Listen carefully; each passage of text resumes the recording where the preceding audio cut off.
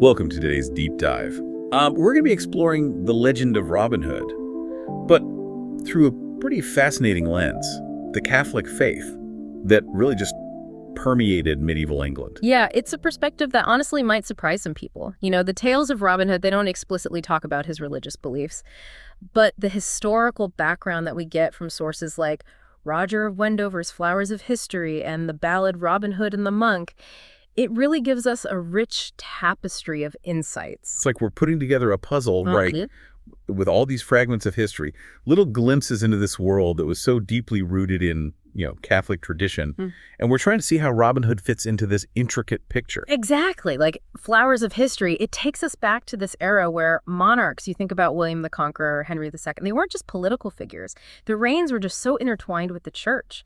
I mean, think about the conflict between Henry II and Thomas Becket, the Archbishop of Canterbury. Oh, yeah, Becket. Yeah, he was such a staunch defender of the church's authority, against the king's attempts to control those ecclesiastical matters.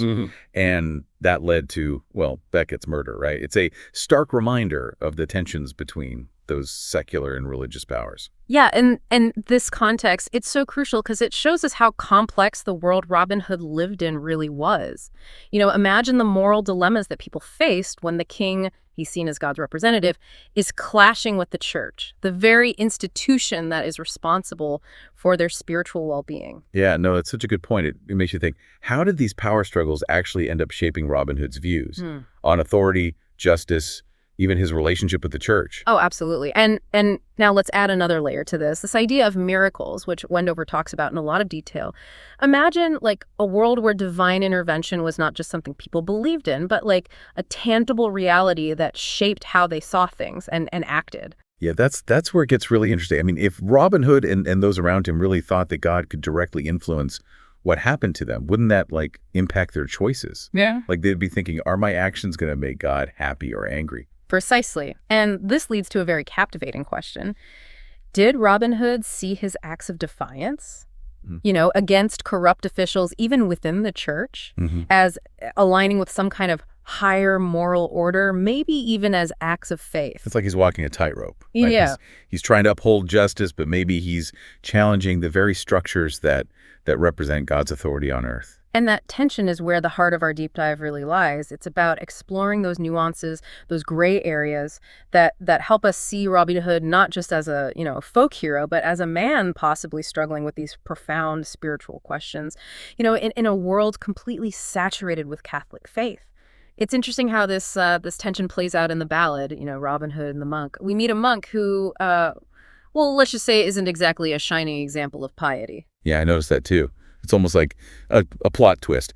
You expect these religious figures to be virtuous, but here's this monk more interested in worldly things than spiritual ones. Right. And this seemingly flawed character might be a key to understanding how complicated the church was in Robin Hood's time. Remember what Wendover said? He doesn't shy away from showing us the corruption and abuse of power within the church. Yeah, he talks about bishops trying to get political power, and even hints that the Pope was involved in worldly affairs.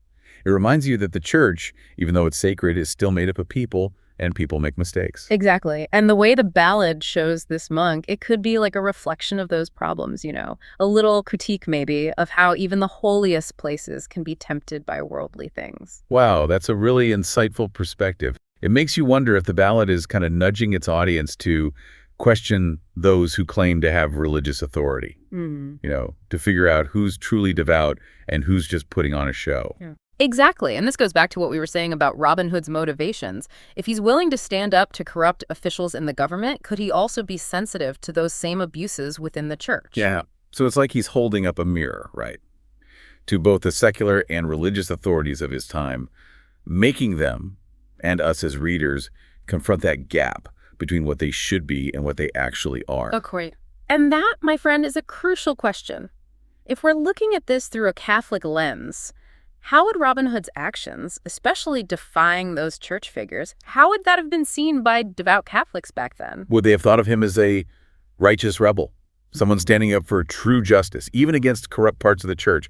Or would he be like a dangerous heretic going against God's order? That's the big question, isn't it?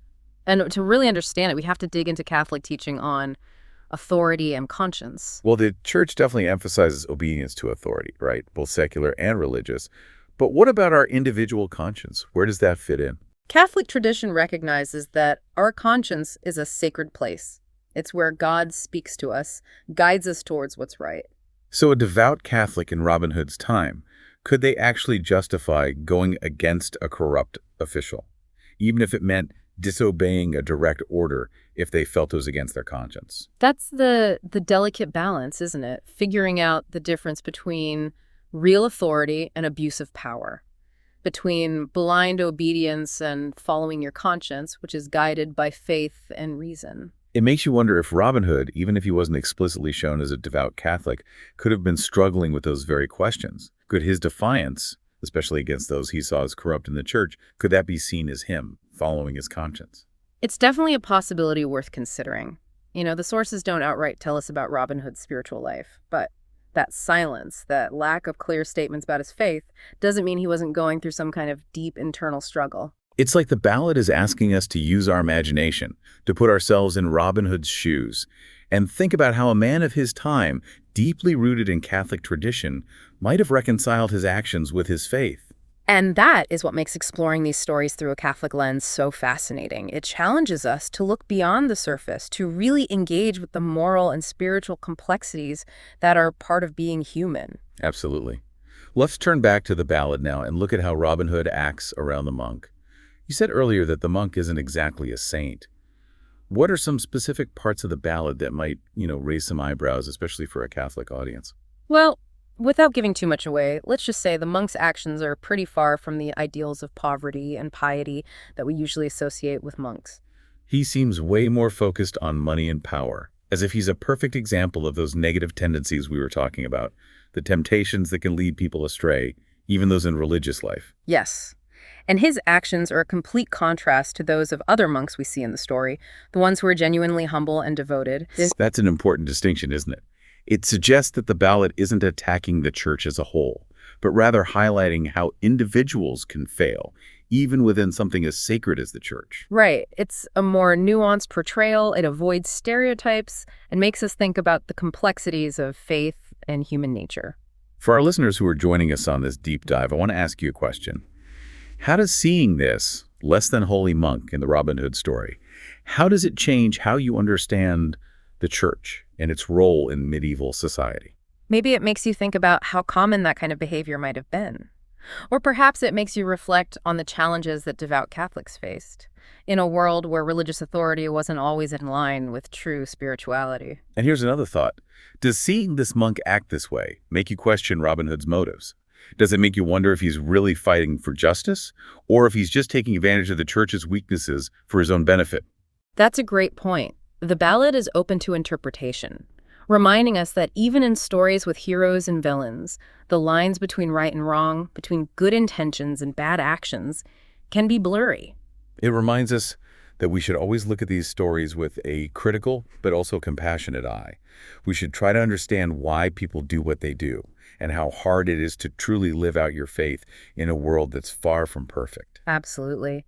And as we go deeper into the ballad, we see moments where Robin Hood acts towards certain religious figures, especially those who seem truly devout, in a way that suggests a deeper respect for faith itself. Can you give us an example of one of those moments? Sure. There's a scene where Robin Hood runs into a group of monks who are obviously living a life of poverty and devotion. He acts very differently towards them than he does with those corrupt officials we talked about earlier. There's a sense of respect, even reverence, in how he speaks and acts. It's like he recognizes their true spiritual authority, even while he challenges those he sees as abusing their positions for personal gain. Right. And this detail is important because it suggests that Robin Hood's actions might not come from a hatred of the clergy, but from a desire to see justice done and to protect those who truly live out their faith. So it adds another dimension to his character, doesn't it? He's not just some outlaw defying everyone in power. He's a man who can tell the difference between true piety and hypocrisy, even within the church. And that brings us back to that crucial question. Could Robin Hood's defiance, especially against those in the church he saw as corrupt, be seen as his way of supporting a higher moral order, maybe even a sign of his own deep conscience?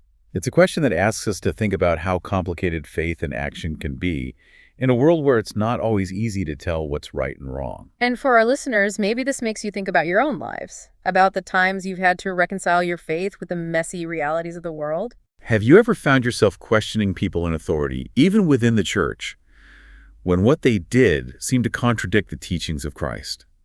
Have you struggled to know what to do when obedience and your own conscience were telling you different things?